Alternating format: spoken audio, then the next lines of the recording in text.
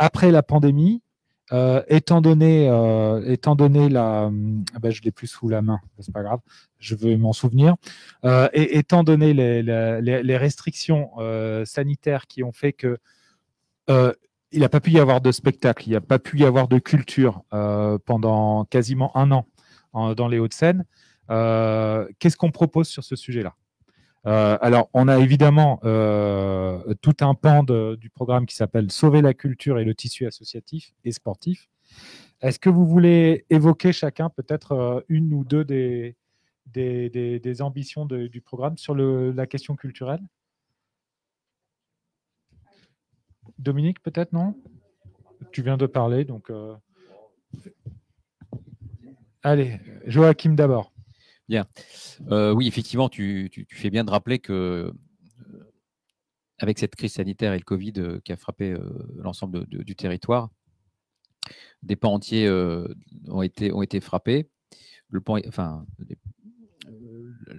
pans économiques, mais aussi tout ce qui concerne la culture et la vie associative. Et autant on a su les collectivités ont su, et le département aussi a su, je le reconnais de ce point de vue-là, apporter des aides au secteur de l'entreprise, aux entreprises, autant le département a trop peu fait pour le secteur culturel et associatif, et a laissé en grande déshérence ce secteur-là, qui va avoir du mal à se relever. Et là aussi, je pense et on a les moyens de le faire, je l'ai dit tout à l'heure déjà, il va falloir avoir un effort plus que symbolique, un effort vraiment très important en direction du secteur culturel, avec deux grandes propositions pour nous. La première, c'est une première qui est celle d'abord qui est faite pour essayer de récupérer la situation, d'essayer de sauver, ou de maintenir l'activité pour un certain nombre d'associations culturelles ou humanitaires ou d'autres champs, mais aussi tous les acteurs culturels. C'est la création d'un fonds de soutien en faveur des acteurs culturels locaux, notamment ceux qui ont été, dont l'activité a été totalement dévastée par la crise. Donc ça, je pense que c'est une urgence de première importance que de créer ce fonds de soutien pour venir soutenir très vite, maintenant, ce secteur.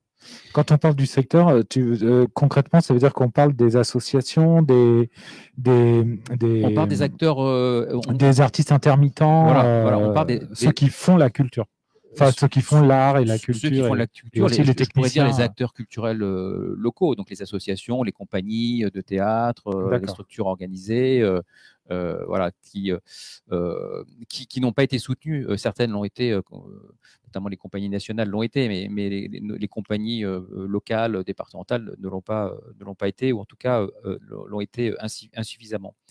Et donc ça, c'est tout de suite, ça c'est ce qu'il faut faire tout de suite. Dès qu'on arrive, c'est ça qu'il faut faire. Un fonds de soutien pour sauver la culture, sauver le tissu associatif dans toute sa diversité. Et puis ensuite, eh bien, il faut accompagner les initiatives locales pour la création et le développement des arts vivants notamment, pour là aussi appuyer toute la création, tout ce pan de la création artistique. Voilà deux mesures que je pourrais citer. Il y en a bien d'autres, peut-être que...